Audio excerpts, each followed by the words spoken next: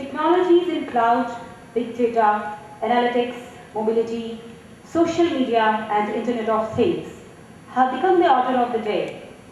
Indian companies are keeping track of these trends and gearing up to change their products and services to accommodate these areas where clients are looking for more innovation to enhance delivery.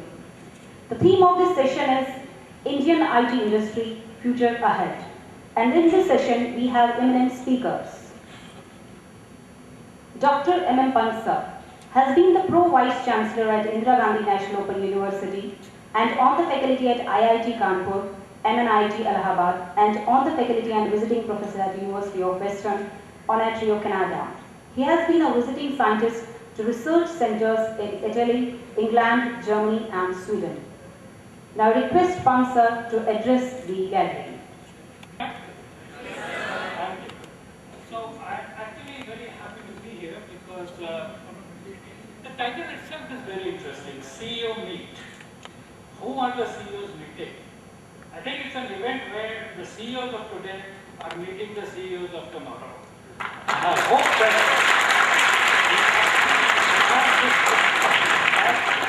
everyone here is a potential CEO or somebody who will achieve the potential was once a potential CEO.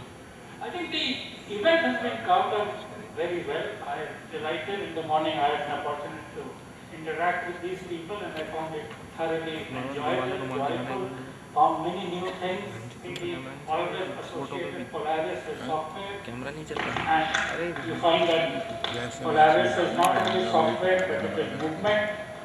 And movement is difficult terrain.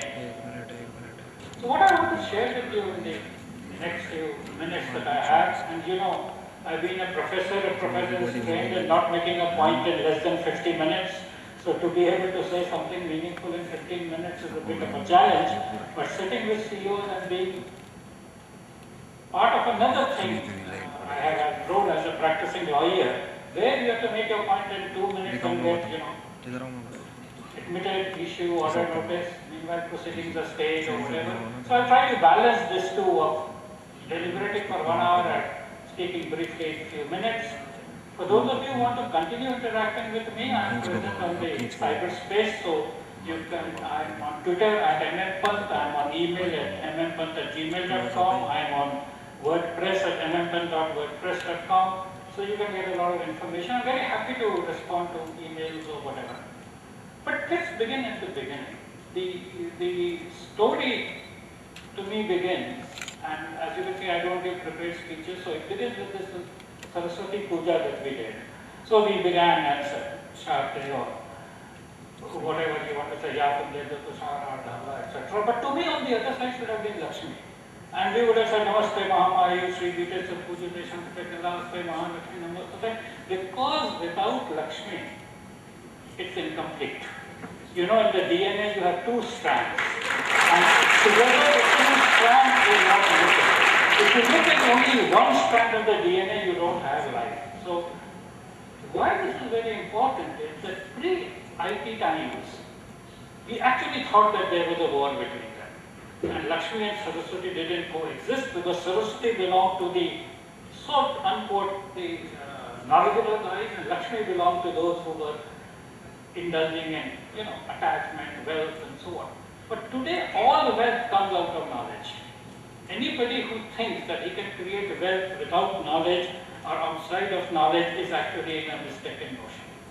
So, learning and learning at depth is very, very important. As you will see, when all these people talk to you about analytics and algorithms and data and machine intelligence and Internet of Things and smart cities, it is all high-end knowledge. It is no longer the work of an ordinary mason or something which will take you. So, knowledge and wealth coexist, and you need to be able to unlock the commercial value of knowledge to generate wealth and reinvest your wealth in generating more knowledge. The difference between the developing countries or the poorer countries and the developed countries is exactly this. The amount of money they have to invest in new knowledge and then how they can reap the benefits of the new knowledge that has been gained. That failure is not fatal. Winston Churchill, in fact, he said something even more interesting. He said, success is in going from one failure to another without losing your enthusiasm. So don't worry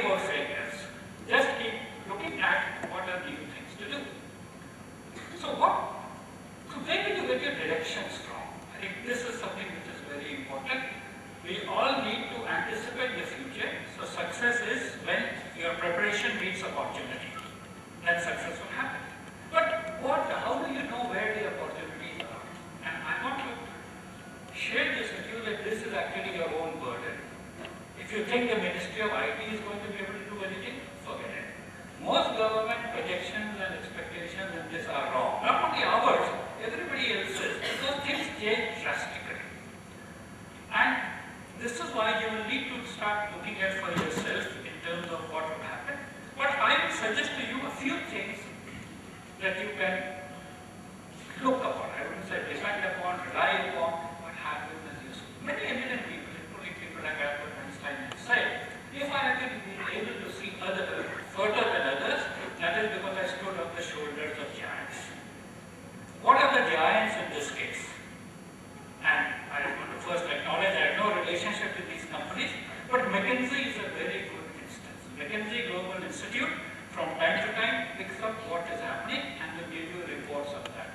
So if you want a quick thing about what is happening in Internet of Things, go to McKinsey Global Institute report. Within that, there is a specific goal 3.4 that premature death because of non-communicable diseases will be reduced by 30% by such and such.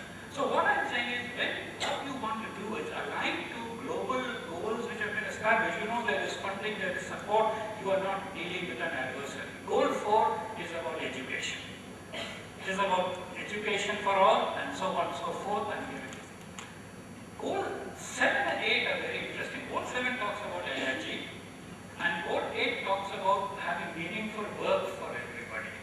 So in a sense, the UN has agreed that there should be meaningful work for all of you, and this is part of that.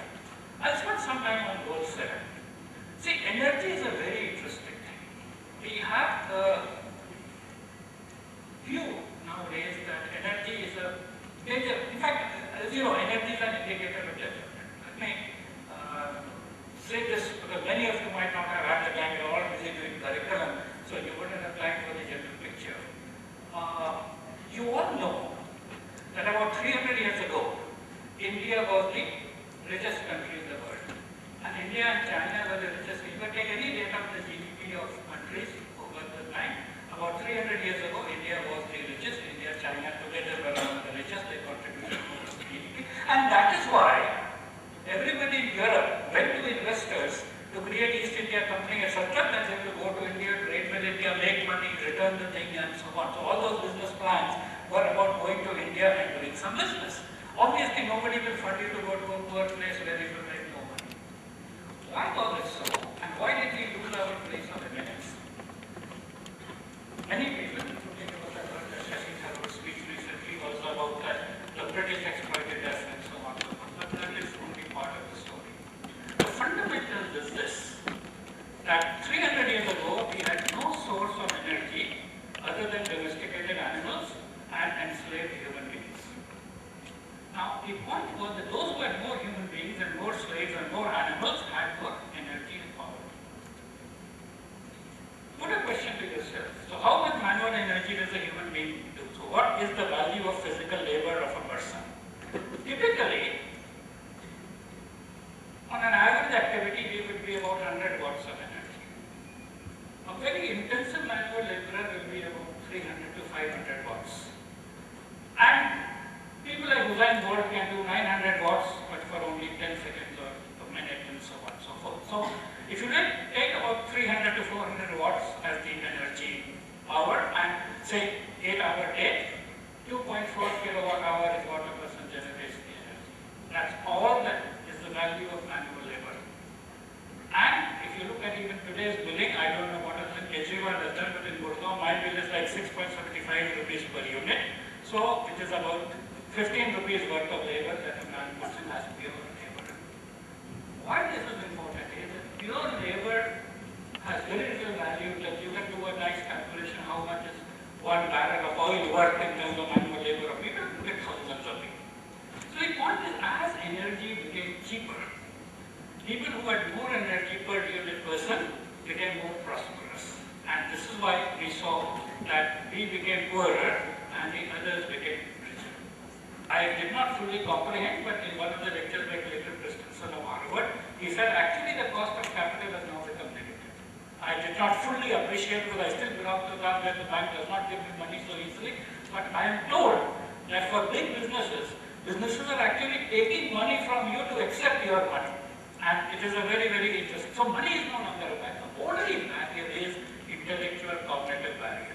So we are coming to a time when higher education, higher learning and creating new things is actually going to be valued. There are so many examples of what has happened, but there are so many things that are going to happen which you've never seen before. I mean, you see companies with 50 people worth millions of dollars, billions of dollars.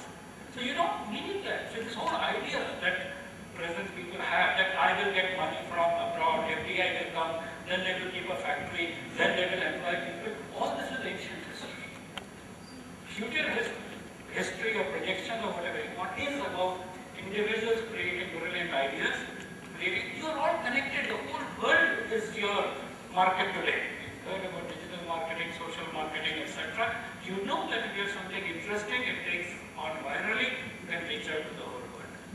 So it's very, very interesting time. So in conclusion, I just want to say that I think you are very, very lucky. You are very, very lucky to be born in a certain geography and period of time.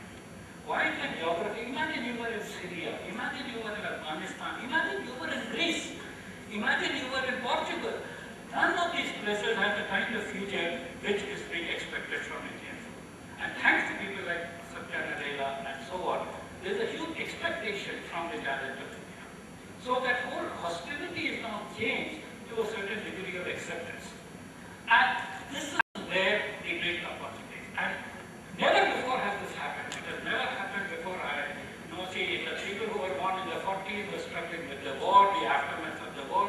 People like us who grew up in the 60s were looking at shortages. When I went abroad for the first time, I was allowed to take $8. That was all that we were allowed, and some P form from the Reserve Bank, etc. Today, there is no issue.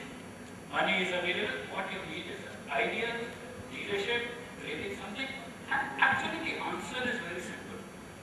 Whatever are the pain points, the one thing about creating new solutions, I'm not even saying whether it's your own enterprise or whatever, is what is a pain for somebody else is an opportunity for you. If the electricity is not coming right, you create inverters. People say water is not fit for drinking, you create water kind of a thing. So the point about the technology person is the technology person uses what it knows to overcome problems. And if these solutions are valuable to people, they will pay for it in one way or the other. And you realize that, and you see what a real CEO looks like on this side. So I wish you all